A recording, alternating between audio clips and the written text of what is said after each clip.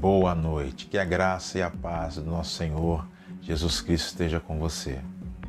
Este é o segundo vídeo sobre a parábola do bom samaritano. Caso você não tenha assistido ao primeiro, eu gostaria aqui de rapidamente recapitular as lições aprendidas até agora, mas também te convido a assisti-lo para que você mesmo tire do texto as suas próprias lições. Bom, a primeira lição é que o amor é manifesto através do exercício da compaixão e da misericórdia. E é essa a lição principal do texto, pois Jesus está falando com um doutor da lei que está quase ou inteiramente desprovido de amor ao próximo. A segunda lição é que só existe uma maneira de interpretar a Bíblia, a saber, da forma como ela foi escrita. A Bíblia não pode ser lida como um biscoito da sorte. A terceira lição é que existem duas narrativas em conflito nesse mundo, a bíblica e a secular. A bíblica exige de nós um viver a partir da vontade de Deus. Já a narrativa secular nos ensina a viver a partir da nossa própria vontade e sentimentos. E é aqui que está o conflito que experimentamos no nosso dia a dia. Jesus conduz o doutor da lei a um autoexame, uma introspecção sobre como ele lê e interpreta a Bíblia com aquilo que ele pratica. Ou seja, não basta saber interpretar as Escrituras, é preciso praticar o que se sabe dela. Quarta lição é que a intensidade do amor ao próximo é a mesma com a qual eu me amo. A quinta e última lição que aprendemos no primeiro vídeo foi que não amamos ao próximo porque o nosso amor próprio está distorcido. A insatisfação que temos conosco nos faz sentir que somos um fracasso, que não somos bons o suficiente, bonitos o suficiente, felizes o suficiente. Por isso, não nos amamos e não conseguimos amar o próximo. O advento da internet faz parecer que todos nós temos de ser famosos por aquilo que fazemos. Traduzindo, enquanto não encontramos a nossa identidade em Deus, estamos fadados a nunca nos amarmos. E adivinha a consequência disso? Nunca amarmos o próximo. A partir daí, eu gostaria de tirar mais lições desse texto. E a primeira lição para esse vídeo é: se o amor ao próximo está baseado no amor próprio, então quanto mais eu me amo e me preocupo comigo, mais eu deveria amar ao próximo e me preocupar com ele. Vamos voltar para o texto de Lucas 10, do verso 30 ao 33? Diz assim: E respondendo Jesus disse, descia um homem, ou certo homem de Jerusalém, para Jericó, e caiu nas mãos dos salteadores, os quais o despojaram e, espancando-o, se retiraram, deixando-o meio morto. E ocasionalmente descia pelo mesmo caminho certo sacerdote, e vendo-o passou de largo. E de igual modo também um levita, chegando àquele lugar e vendo-o passou de largo. Mas um samaritano, que ia de viagem, chegou ao pé dele e vendo-o, moveu-se de íntima compaixão. Bom, Jericó estava situada a cerca de 27 ou 28 quilômetros de Jerusalém, e a viagem naquele tempo durava em média 7 horas. Além disso, estava a cerca de 1.000 metros abaixo de Jerusalém, de modo que a descida era bem íngreme. O terreno era bastante acidentado, rochoso e em alguns lugares desabitado. Embora fosse uma estrada bastante movimentada, a viagem era muito perigosa devido à grande quantidade de covas e buracos que facilitavam a fuga de ladrões ou outros criminosos. Jesus introduz na história alguns personagens. Ele cita um sacerdote, um levita, um outro judeu, que ele chamou de certo homem, e um samaritano. É interessante que no tempo de Jesus havia cerca de 20.000 sacerdotes. Eles serviam no templo 2 vezes por ano, durante uma semana, cada vez que eles serviam. Os levitas eram aqueles que ajudavam os sacerdotes, executando os serviços ali no terreno do templo. Certo homem mencionado por Jesus é um viajante judeu, e os ouvintes da parábola sabiam disso. Portanto, ele era um semelhante do mestre da lei. Agora, depois de apresentar um sacerdote e um levita na história, os judeus que ouviam a Jesus esperavam um outro israelita, ou seja, um judeu comum, alguém que não fizesse parte do clero. Aí vem a grande surpresa. Jesus introduz um samaritano na história, um choque. Daí a pergunta feita ao doutor da lei no verso 36. Qual, pois, destes três te parece que foi o próximo daquele que caiu nas mãos dos salteadores? Porque para o judeu, o seu próximo é alguém que faz parte da comunidade judaica, um parente, um amigo, um outro judeu. Jesus apresenta um homem que não tinha nenhuma razão especial para ajudar este judeu caído. Aliás, pelo contrário, judeus e samaritanos se odiavam por causa da rivalidade étnica entre eles. Então não havia razão nenhuma para o samaritano ajudar aquele homem caído. A lição aqui é forte até para nós, irmãos. Estamos dispostos a socorrer alguém que nos odeia? Mesmo sendo odiado pelos judeus, o samaritano da parábola rompe com a sua agenda pessoal.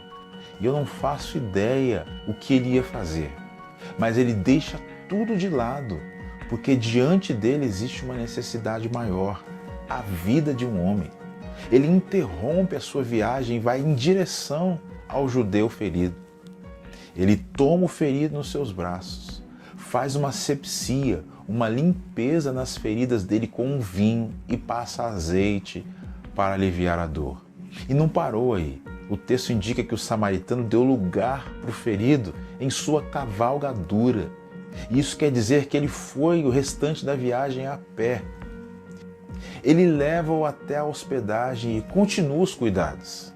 E eu imagino que ele deu banho, colocou novas roupas, providenciou medicamentos de tempos em tempos e assim por diante. Seria o suficiente para nós se o texto parasse aí. Mas Jesus diz que no outro dia, antes de partir, ele deixa as despesas deste homem pagas por muitos dias. E ainda afirma: tudo que ele consumir, e se o dinheiro que eu deixei não for suficiente, põe na minha conta. Que texto impactante. A parábola deve ter causado frio na barriga dos ouvintes. O problema é que com isso, Jesus está dizendo o seguinte: era esperado que aqueles a quem a lei foi entregue, os conhecedores dela, o sacerdote e o levita, fizessem isso, mas não o fizeram. Agora, vamos nos colocar no lugar do homem ferido por um momento? Ele está lá, numa região desértica, deitado na areia quente, sem água. As feridas doem. O sol faz com que elas queimem. Ele ouve passos. É alguém se aproximando. Graças a Deus. Uma esperança. Adivinha quem é? Um sacerdote. Mas de repente, os passos vão se afastando. Algum tempo depois, novamente ele ouve passos. Alguém se aproxima. Dessa vez, um levita. Mas nada de ajuda. A esperança novamente se foi. E pela terceira vez, ele ouve passos. Agora já não cria expectativa de socorro. Ele pensa: eu vou morrer aqui. A esperança acabou. Mas alguém o pega nos braços, o tira da estrada. E imagino que com os olhos semiabertos, ele vê um homem. Nossa, é um samaritano. A segunda lição que eu quero tirar aqui é: quem ama o próximo como a si mesmo, está disposto a arriscar a própria vida para socorrê-lo. Diante do risco da chegada iminente de ladrões o samaritano não pensa duas vezes. Ele põe a própria vida em risco. Onde muitos de nós pensaria, se eu parar aqui para ajudar, o que pode acontecer comigo? O samaritano pensou diferente. Ele disse consigo mesmo, se eu não parar, o que acontecerá com ele? Eu sou a única opção desse homem. Queridos, em se tratando da vida eterna, é assim que devemos nos relacionar com as pessoas. Eu sou a única opção dessa pessoa. Se eu não falar do amor de Deus para ela, ela pode morrer hoje. Agora vamos pensar no que pode ter levado o sacerdote e o levita a deixarem um homem naquele estado. Letra A. Podemos pensar que era muito comum encontrar homens caídos e feridos naquela estrada e por isso eles se tornaram acostumados com a miséria social. Ou seja, tornou-se um hábito ver alguém machucado e caído. E não é difícil entender isso. Basta vermos a quantidade de pessoas pedindo dinheiro nos semáforos da nossa cidade e percebermos a nossa atitude diante dessas pessoas. Pense na quantidade de filmes apocalípticos que surgiram nos últimos anos. Para citar alguns, Contágio, 2011. Agora Estamos Sozinhos, que saiu em 2018. A série The Walking Dead. The Rain, que saiu em 2018, uma outra série. Isso quer dizer que a pandemia não nos pegou de surpresa. Esses filmes foram nos convencendo de que isso poderia acontecer.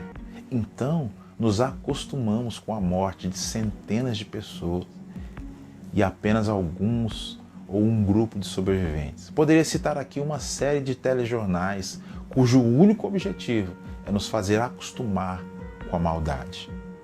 Não nos comove mais quando um policial espanca o segurança de um supermercado pelo simples fato de ser solicitado a colocar sua máscara enquanto circulava pelo estabelecimento.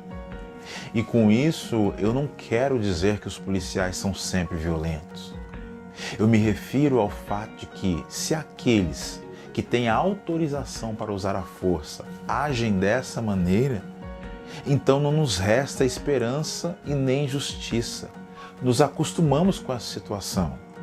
Nos acostumamos a olhar para o futuro sem esperança, com pessimismo. Letra B. Podemos pensar que o sacerdote e o levita tinham muito zelo pelo exercício do ministério, porque a lei cerimonial dizia que se um judeu tocasse num morto, ele ficaria impuro e deveria passar pelo processo de purificação.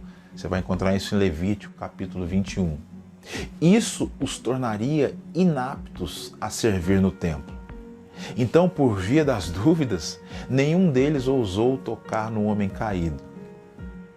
Agora, este argumento não se sustenta, porque o texto diz que eles vinham de Jerusalém para Jericó, ou seja, já haviam cumprido o seu período de serviço litúrgico e provavelmente estavam indo para casa. Eu não quero aqui tirar nenhuma conclusão, porque qualquer que seja o motivo, eles trocaram o exercício da misericórdia pelo exercício litúrgico. Em outras palavras, fizeram do culto no templo a razão exclusiva de seus ministérios. Estavam tão preocupados com o culto que passaram de largo. É como se o único serviço que eles soubessem fazer fosse o culto ou o serviço no templo. É como se fora do templo não houvesse mais nada a ser feito. Eles não sabiam o que fazer fora do templo. Se lhes fosse tirado o direito de cultuar no templo, eles provavelmente estariam perdidos ministerialmente falando. Não saberiam o que fazer. Pergunto, é correta essa atitude? É bíblico este comportamento? Para Jesus, não. Para Jesus, o exercício da misericórdia é mais importante que o exercício litúrgico. Eu me lembrei da conversa de Jesus com a mulher samaritana.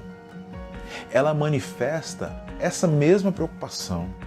Ela diz: nossos pais falam que é aqui que se adora, é neste monte. E vocês, judeus, dizem que é em Jerusalém. Mas Jesus diz à mulher: a hora vem e já chegou onde os verdadeiros adoradores adorarão ao Pai em espírito e em verdade. São estes que o Pai procura. Perceba que o texto diz que Deus procura adoradores e não adoração. Por quê? Porque podemos adorar a Deus e não sermos adoradores. Jesus vai tratar com a samaritana e vai dizer: não é o local, não é o lugar, não é o templo, mas é como se adora. Porque o Pai não está buscando adoração, mas adoradores. Porque se fosse assim, o que diríamos de Paulo e Silas na prisão? Esses homens eram adoradores, independente da circunstância que viviam ou que enfrentavam. O desejo de Deus nunca foi construir um templo. Atos 7 e 17 vão dizer que Deus não habita em templos construídos por mãos humanas. Esse foi o desejo de Davi. O desejo de Deus foi um tabernáculo. Por quê? Porque ele queria estar aonde o povo estava. A habitação de Deus é no meio do seu povo. Por isso a organização das tribos em volta do tabernáculo. E quando João vai escrever que Jesus, o Verbo, se fez carne e habitou entre nós, no Evangelho de João, capítulo 1, verso 14, a palavra habitou é tabernaculou, que traz a ideia do tabernáculo do Antigo Testamento. Ou seja, Deus quer estar onde o povo está, no meio do povo, andando no meio do povo, para depois estar dentro do seu povo, que é o que o apóstolo Paulo vai dizer na primeira carta aos Coríntios, no capítulo 3. Ora, não sabeis vós que vós sois o templo do Espírito Santo? Jesus, citando Isaías, capítulo 29, verso 13, ele diz em Mateus 15:8, este povo me honra com os lábios, mas seu coração está longe de mim. Verso 9, em vão me adoram. Claro que com isso eu não estou diminuindo a importância do ritual litúrgico do culto, mas o templo não é o único local onde cultuamos. Aliás, o culto no templo é a menor parte do nosso culto e adoração. Romanos 12:1, rogo-vos, pois, irmãos, pela compaixão de Deus, que apresentei os vossos corpos como sacrifício vivo, santo e agradável a Deus, que é o vosso culto racional. Paulo está falando da integralidade do ser humano, ou seja, não é só com os lábios, mas com tudo que o nosso corpo produz, que cultuamos a Deus. Tocar num morto, para aqueles homens, o sacerdote e o levita, tornava-os impuros e desabilitava-os para o serviço no templo. Ah, irmãos, há tanto para ser feito. Temo caminharmos para o mesmo comportamento que o sacerdote e o levita. Nos ocupamos tanto com o culto, que agora que nos foi tirada a liberdade de culto, parece que estamos perdidos. Jesus não mudou de assunto para responder ao doutor da lei. Ele abre o capítulo 10 dizendo aos discípulos para irem adiante dele a todas as cidades e lugares. No verso 2 ele diz, grande é a colheita, algumas versões a seara, mas os trabalhadores são poucos. Rogai, pois, ao Senhor da colheita, que envie trabalhadores para a sua colheita. Não é minha, não é tua, é a sua, do Senhor. No outro texto ele diz, vocês não dizem, daqui a 4 meses haverá colheita? Eu lhes digo, abram os olhos e vejam os campos. Eles estão maduros para a colheita, João 4:35. No verso 38 ele diz, eu os enviei para colherem o que vocês não cultivaram. Queridos, o nosso único trabalho é colher. Nós não precisamos plantar, não precisamos regar e nem podar. Basta colher.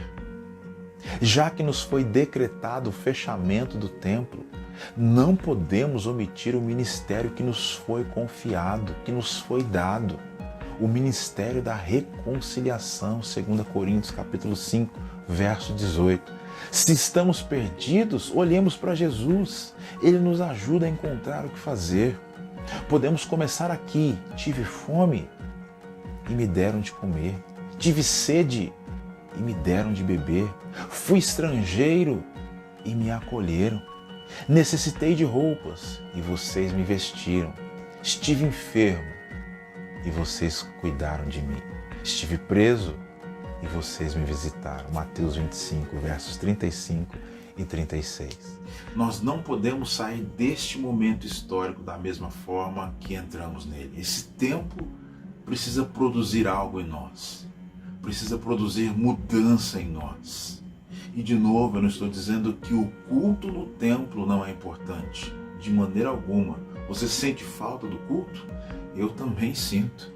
Mas o que eu vejo são pessoas correndo daqui para lá, de lá para cá, atrás do culto, quando o culto deveria ser a vida dessa pessoa ou destas pessoas. Não podemos reduzir a nossa adoração, a nossa espiritualidade a um local. O culto presencial, a reunião, não é a missão. Ela nos lembra da missão. A missão é ir, anunciar as boas novas, porque o momento histórico exige de nós uma nova postura. Fomos criados para adorar a Deus e para o louvor da sua glória. Sim, Efésios 1:12. Mas no capítulo 2, verso 10, ele diz: mas também fomos criados para as boas obras. Que Deus nos ajude. Feche os teus olhos. Pai, nós queremos, diante desse texto, diante de tudo que o Senhor nos ensinou através dessa parábola, nos colocar à disposição do Senhor, sabendo que, mesmo proibidos da reunião do culto, nós temos muito trabalho a ser feito. E o Senhor nos confiou essa colheita. O Senhor disse que nós não plantamos, nós só precisamos colher. Nos dá forças, nos dá graça, nos dá estratégia, nos dá sabedoria para aproveitar esse tempo, para remir esse tempo, para trabalhar, ó Deus, em nome de Jesus, para continuar aquilo que a tua igreja começou no primeiro século, para que o teu nome seja conhecido, seja glorificado. Nós nos colocamos à disposição do Senhor como igreja, embora com uma ação restrita agora no confinamento, mas nós podemos ir, como diz a parábola, como diz o capítulo 10 de Lucas, de 2 em 2, ir às casas, orar pelos enfermos, curar os enfermos, levar mantimento, levar vestimento, cuidar e acolher daqueles que precisam. E o teu nome em todas essas coisas será glorificado. Com isso, Senhor, eu não quero diminuir a importância do culto ao Senhor, porque foi o Senhor quem estabeleceu o culto. Mas há um decreto e a tua palavra diz que nós precisamos nos submeter às autoridades. Mas há tanto para ser feito, Senhor, fora do templo. Então abra os nossos olhos, como diz o texto de Mateus, para enxergarmos as necessidades e o teu nome será glorificado. Oramos agradecidos, tomando posse dessa palavra, tomando posse das lições que tiramos desse texto. Em nome de Jesus. Amém.